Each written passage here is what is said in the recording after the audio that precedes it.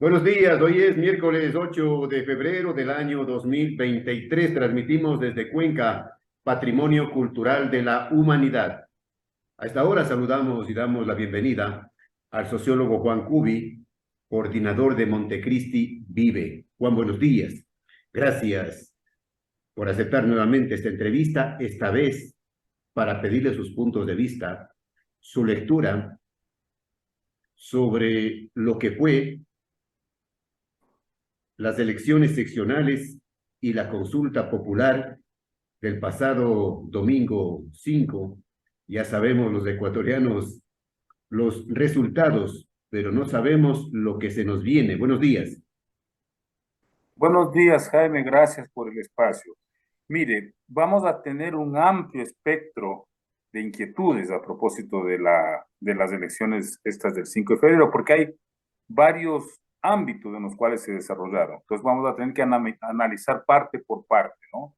Le propongo, tal vez tendríamos que analizar un poco las seccionales, Consejo de Participación Ciudadana y Consulta Popular, que son prácticamente los tres segmentos Sí. de esta. Juan, vamos con el tema de las seccionales, ¿no? Porque allí hubo sorpresas. Sorpresas te da la vida, ¿no? Mire, hay para mí la sorpresa más grande, voy a serle sincero, es el triunfo de Cristóbal Lloret en la prefectura de La Suay, algo que prácticamente nos desconcertó a todos. Pero si usted se fija en los resultados, aparece que el voto nulo es el gran triunfador en la prefectura. Si está cerca de superar a ambos candidatos, a Lloret y a Cabrera, Cabrera, lo claro. cual tiene que ser interpretado desde otra óptica, Jaime. Es decir, hay una profunda crisis del sistema político en general. Quien ha triunfado, a mi modo de ver, además de la corrupción y el narcotráfico, como ya se está evidenciando, el otro triunfador es el hartazgo ciudadano, porque lo que ocurre en Cuenca y el Azuay también está ocurriendo en el resto del país. En muchas circunscripciones, en Quito, por ejemplo, hay un inédito, sorprendente 14% de nulos. Es decir, entran autoridades de inicio deslegitimadas. Los nulos y blancos terminan superando a la votación de los candidatos. Absolutamente. Y en aquellos lugares donde aparentemente se consolidan también hay un voto nulo bastante elevado. Ojalá entiendan los que manejan la política ecuatoriana, ¿no? Ojalá sepan entender el mensaje de frustración que tenemos los ecuatorianos frente a promesas incumplidas, frente a abusos que cometen, a los saqueos, a los actos de corrupción, en fin. Además hay un problema ya práctico, Jaime, y es que si usted entra a una representación seccional con 18, 20% y con una instancia, digamos, colectiva fraccionada, es dificilísimo gobernar. Imagínese usted cómo gobierna usted la ciudad de Cuenca, con creo que son 5 fuerzas que más o menos están equilibradas. En Quito ocurre lo mismo. Entonces, claro, tenemos unos alcaldes que van a tener que hacer maromas, piruetas, actos de trapecismo para poder de alguna manera definir un plan, porque ahí lo que va a haber es para buscar los acuerdos, usted sabe cómo funciona esto, va a haber el reparto, pues no, van a tener que asignar cuotas para armar mayorías y eso complica tremendamente la administración, por ejemplo, de una ciudad. Aquí en Cuenca, Juan, usted conoce perfectamente bien cuáles son los resultados. El alcalde electo, el señor Cristian Zamora, de los registros de la izquierda democrática, o salió auspiciado por ese partido político, no sé si será afiliado, gana apenas con el 19% de los votos, y el correísmo, que llegó quinto en las elecciones, mete 4 concejales y Zamora mete 3. Esa es otra cosa que es incomprensible. Yo, porque verá que en Quito sucede algo parecido. Si usted nos explica cómo es que un candidato a alcalde en Cuenca saca, creo que es 8% y los concejales sacan 26%, es decir, hay una cantidad de anomalías en este proceso electoral que tendrán que ser explicadas. Bueno, lo de Guayaquil, ¿qué explicación tiene lo de Guayaquil, Juan? ¿Qué explicación tiene? 30 años manejando, dueños, amos y señores de Guayaquil, de la perla del Pacífico, los Ahí socialcristianos. hay dos elementos que hay que señalar. Y esto se lo digo porque yo no hago análisis sin consultar. He llamado a un par de amigos que conocen muy a fondo la realidad guayaquileña, que son gente de allá. Lo primero que me dijeron es que el desprestigio de la alcaldesa Viteri era impresionante.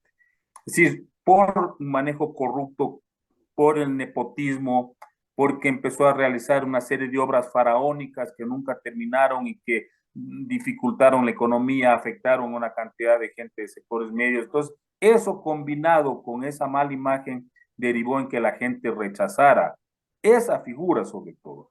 Pero usted tiene por el otro lado que no es un triunfo del correísmo, es un triunfo de un candidato del equipo del Barcelona, es decir, es una figura deportiva con un enorme raigambre en la población, pero usted ve las declaraciones del señor Álvarez y no parece un correísta. Él ya dijo, gracias a Rafael Correa por haberme invitado a participar. Ya desde esa declaración está diciendo, verán, yo soy el alcalde de Guayaquil, yo soy el que voy a plantear un plan de manejo de la ciudad y no me vengan aquí a estar queriendo manipular o utilizar en términos políticos electorales. Bien. Ese es para mí el mensaje que mandó clarísimo el alcalde de Guayaquil. Y el mensaje, Juan, que dio el señor presidente Lazo, que acaba de dar un mensaje, o que dio un poco antes de las elecciones, diciendo, yo sí sé por quién no voy a votar, pero sí sé por quién no deben votar, por Cintia Viteri, porque hizo desaparecer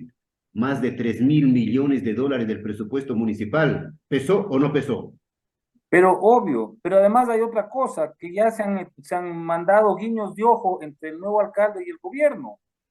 No sé si oyó también al señor Álvarez que dijo, verán, el lío de creo del gobierno está ya en Quito, aquí estamos hablando de otra realidad y uno se pregunta, bueno, ¿cómo puede hablar de otra realidad a la ciudad más grande de este país o la ciudad, el puerto principal? No, está vinculada a la lógica política nacional, pero él como que quiere marcar distancias con esas lógicas electoreras del correísmo para hacer una buena administración en acuerdo con el gobierno central. Eso me parece que es bastante obvio. Y Lazo ha sido también muy concreto, muy contundente, es decir, vamos a trabajar con esa nueva autoridad. De manera que a mí me parece que es más un reacomodo de grupos de poder en Guayaquil que en gran medida deben haber estado muy descontentos con la imagen y el manejo de la alcaldía por parte de Cintia Bueno, Viteri. Eso pero es lo que... el bastión político de los socialcristianos, lógicamente, era Guayaquil, ¿no? ¿Y usted cree, se puede decir ahora, Juan, que ya es un cadáver político ese A ver, partido? no cadáver político, pero creo que el ciclo del señor Nebot sí llegó a su fin, porque él es realmente el responsable de la derrota en Guayaquil. Puede atribuírselo usted, algunos dicen que hasta los tatuajes de la alcaldesa fueron la causa de su derrota. Bueno, hay explicaciones de todo tipo, pero quien ha manejado desde hace 20 años la política en el puerto principal, más 25 años, es Jaime Nebot. Obviamente él es el principal derrotado.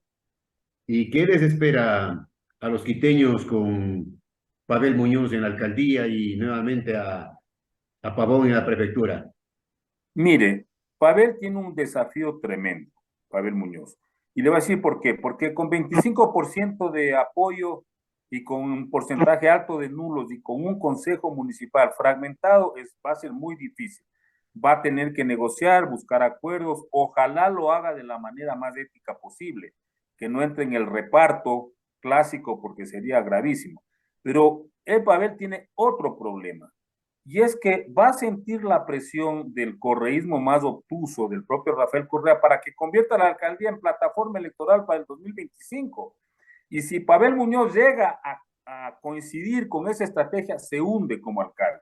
Él tiene este momento la necesidad de reflotar una ciudad que está en una crisis profunda, un municipio que está totalmente deteriorado, que ha sido desbancado de las lógicas de una administración eficiente de una ciudad. Y eso es una tarea titánica en una ciudad tan grande como Quito. Y si él se pone en estas veleidades electoreras, que a lo mejor le quiere presionar el propio Rafael Correa, puede llegar a hundirse como alcalde. Bien, hay voces, ¿no? Ya que se han pronunciado diferentes voces a nivel nacional una vez conocidos los resultados de las elecciones seccionales y de la consulta popular. Por ejemplo, el presidente de la Comisión de Fiscalización de la Asamblea El señor Fernando Villavicencio dijo que se venga la muerte cruzada y que se llame o se convoque a elecciones. Mire, Jaime, no me quiero dar yo de pitoniza, pero usted usualmente lee los artículos que yo escribo. Yo hace un mes y medio escribí un artículo donde decía cuál es la estrategia de los socialcristianos y los correístas. Era lograr que triunfe el no en la consulta popular y tomarse el Consejo de Participación Ciudadana. Porque esa era la mejor estrategia para sitiar al gobierno y forzarlo a que a la muerte cruzada. Porque Bueno, pero es obvio que a este rato yo personalmente no veo otra salida. han conseguido los correístas ese objetivo. En Parte Claro, sí, por en eso parte sí. inmediatamente están planteando, bueno, adelantar elecciones, eso es una burrada, porque eso no existe en el marco constitucional. Lo que está proponiendo otros es muerte cruzada, que eso sí existe. Habrá que ver si el presidente se decide por eso o entra en un vértigo de desgaste peligrosísimo también, ¿no? Pobre, pobre país. Ese es Pobre país. pobre país, lo que nos pasa en materia política. Vamos de tumbo en tumbo, de mal en peor. No aprendemos la lección, Juan, porque la gente se pregunta, pero ¿qué es lo que está pasando? ¿Por qué no aprendemos la lección? ¿Por qué seguimos tropezando en la misma piedra? Porque tenemos, entre otras cosas, entre otras taras, una clase política absolutamente deficiente, Jaime. Hay que reconocerlo. ¿Cómo es posible que candidatos con semejantes antecedentes judiciales, algunos con grillete, con vínculos evidentes con actividades ilícitas, hayan triunfado en las urnas y que la gente vote por ellos, a sabiendas, ¿no? Porque además usted conoce que hay candidatos que públicamente tenían estos problemas con la justicia y sin embargo tienen un excelente desempeño electoral. Es como que a la gente no le importa que sean corruptos, pero como hicieron alguna obrita, como dieron algún tipo de Pero reparto. el código de la democracia, Juan, el código de la democracia, el Consejo Nacional Electoral. También tenemos un Consejo Nacional Electoral y esto quiero advertirlo. Entiendo que esta entrevista la publica hoy día usted. Acabo de ver que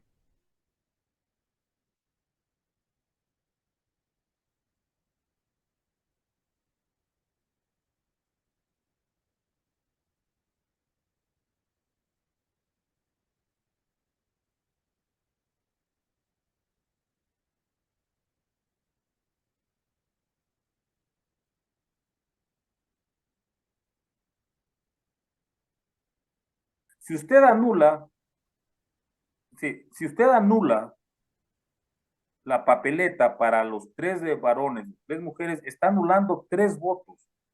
De manera que no es que hay 5 millones de nulos, hay 15 millones de nulos, si usted contabiliza voto por voto.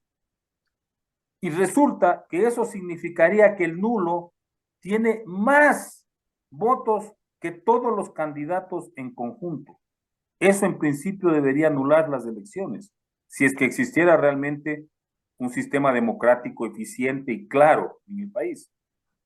Pero en el país no hay ese sistema democrático claro, honesto, transparente. Siempre nos dejan dudas Así es. de fraude, de fraude.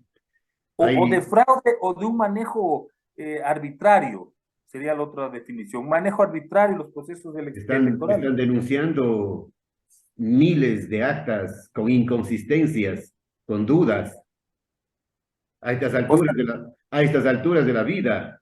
a estas alturas, luego de 200 años de república, es el colmo que no tengamos un sistema electoral confiable para todos, nada más. Si eso no necesita mucho, Jaime, si en lugar de estar repartido entre los partidos con intereses espurios detrás de los procesos electorales, existiera un organismo técnicamente eficiente, no discutiríamos los resultados de las elecciones, discutiríamos qué pasó, quién ganó, quién perdió, no si es que hubo dudas, si es que hubo manipulación. El Y, colmo hasta alturas en eso.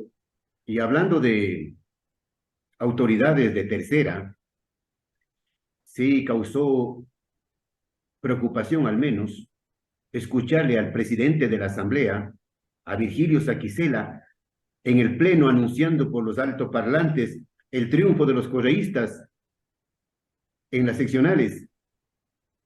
Bueno, pero creo que el señor Saquicela ya ha dado muestras de esta especie de volubilidad ideológica y política, ¿no? Él puede ir de arriba a abajo, de derecha a izquierda con una facilidad sorprendente. A mí, por ejemplo, del señor Saxela ya no me sorprenden sus declaraciones. Ya no sorprende absolutamente nada, es posible de todo es posible. Es como digo yo, un artículo de Plan B hoy día. ¿Y de qué se sorprende la gente? De que exista una descomposición total del sistema político, de la vida política, si tenemos una votación de nulos altísima. O sea, hay un rechazo ciudadano al propio sistema. Y entonces, claro, vamos a entrar en una vorágine de ingobernabilidad muy peligrosa, porque ya le digo, las propias autoridades elegidas van a tener serias dificultades para administrar, porque entran con una ilegitimidad de nacimiento. O sea, Bajísima. imagínese usted el prefecto de la SUAY, 70,000 votos nulos y él creo que tiene 38, 40,000 votos. ¿Y cómo va a ser con 18%, con tanto rechazo ciudadano? Si tendrá que hacer una excelente administración, pues impoluta, seria, demostrar que en efecto, pero si él está atravesado por estos otros intereses del correísmo, de volver al poder, claro, a lo mejor empieza a trabajar en función de eso. Y con esa ilegitimidad, claro, pueden empezar a cuestionarle seriamente, ¿no? La propia ciudadanía. Solo por ponerle un ejemplo cercano de aquí que pasó ahí.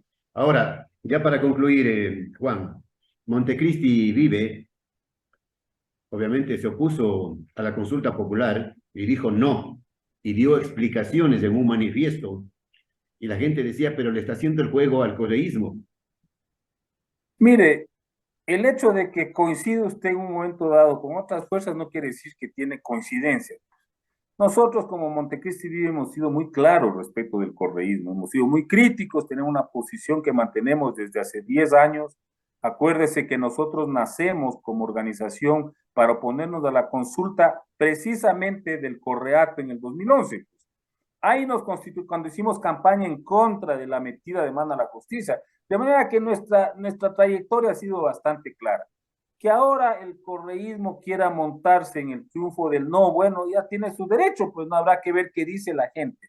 Pero creo que en términos ya de consistencia discursiva, no se puede meter en el mismo saco a los sectores que han cuestionado al gobierno por argumentos muy concretos, con aquellos que están utilizando el triunfo del no con propósitos electoreros. Ahora, Juan, ¿cree usted, debido a los hechos que se han dado, a los resultados electorales, a esta cuestión política, una incertidumbre, piensa usted que a lo mejor el presidente Lazo no termine su mandato? Es muy probable que esté en una situación tremendamente desventajosa. Ya venía débil, ya venía frágil. Con la derrota de la consulta popular, esa fragilidad se incrementa. Pero esto, Jaime, tiene una explicación y yo la he reiterado varias veces. Este gobierno también tenía un pecado original, que fue el fraude que le hicieron en contra del candidato del movimiento indígena en el 2021. Ese pacto que hicieron correístas, socialcristianos y Lazo para excluirlo de la segunda vuelta, Yacu Pérez, hoy le está pasando factura, porque ya entró con un pecado original. Está probando de su propia medicina. Exactamente. Ahí está, toditos, los socialcristianos, imagínense, estuvieron conchavados para sacarlo y ahora vea, vienen sus aliados correístas y le quitan Guayaquil y el Guayas. No sé cómo irán a resolver ese conflicto, pero así es, como dirían los espiritualistas orientales, el karma de la política, que uno nunca sabe cuando está haciendo trapacerías, a la vuelta de la esquina se le van en contra de uno mismo. ¿Qué mensaje le puede dejar al pueblo ecuatoriano? Que creo que hay que volver a mirar eh, en qué debe fundamentarse el sistema democrático de este país, porque tal como está concebido y tal como está operando no funciona. Hay que redefinir bien cómo va a funcionar este Estado en función de garantizar los derechos, de garantizar la injerencia de la ciudadanía en las decisiones políticas y desde esa perspectiva lograr enfrentar aquellos problemas que realmente son gravísimos. caso del narcotráfico, caso de la corrupción. Si usted no tiene una definición clara de un sistema político democrático que responda realmente a las expectativas de la gente, difícilmente va a poder combatir esos dos flagelos, entre otros de los problemas graves del país. Se me estaba olvidando, Juan. Anoche el presidente en cadena nacional mostró las caras de jueces corruptos, dijo. Mire, ¿Cómo ve usted esto? ¿Está bien o está mal? mire, Jaime, otra cosa que yo vengo ya advirtiendo hace tiempo, y yo no es que tenga pruebas, no me voy a atrever a hacer acusaciones, pero como yo sí trabajo y recorro este país por otras razones, usted iba a ciertas zonas donde la gente le decía, tal, tal, tal, esos son candidatos del narcotráfico, esos tienen vínculos, esos andan en actividades, y le dice la gente de la localidad, claro, muy callados porque tienen recelo de hacerlo público, pero eso era bastante frecuente y sobre todo le voy a decir dónde, en la franja costanera del país, donde más prolifera la actividad del narcotráfico, con su complemento que es el sicariato y otras lacras, ¿no? de estas actividades. Era sabido, le decían tal Pascual con nombre y apellido, pero se mucha gente, por ejemplo, tenía recelo incluso de participar en las elecciones con una alternativa por miedo a que le metieran un tiro. Lo que pasó en las elecciones, asesinaron a dos candidatos. A dos candidatos, imagínense, Juan, con sicariato, pues, yo a veces, verá, la gente joven dice, sí, la violencia. ¿Usted se acuerda cuando éramos muchachos? Era muy común las balaceras en las elecciones, ¿se acuerdan? Entre velasquistas y liberales se daban vale todo y a veces había muertos, pero no era en la lógica esta del sicariato que va a asesinar a un candidato, que ya es como que un mecanismo de coerción hacia la sociedad para dar un mensaje clarísimo. O sea, aquí estamos y somos del poder real en este territorio. Eso cambia totalmente la misma lógica de la violencia político-electoral. Bien, Juan, gracias. En la Gracias, Jaime. entrevista, que la gente saque sus propias conclusiones, que escuche y saque sus conclusiones y que aprendamos la lección. Y es hora de que el Ecuador tome un nuevo rumbo. Nos merecemos, creo, nos merecemos. Ya hemos sufrido mucho, demasiado. Es difícil, Jaime. No quiero ser pesimista, pero es una situación muy compleja. Bien, Esperemos mejores días para este país. bien, gracias al sociólogo Juan Cubi, coordinador de Montecristi Vive. Juan, desde siempre y hasta siempre. Muchas gracias.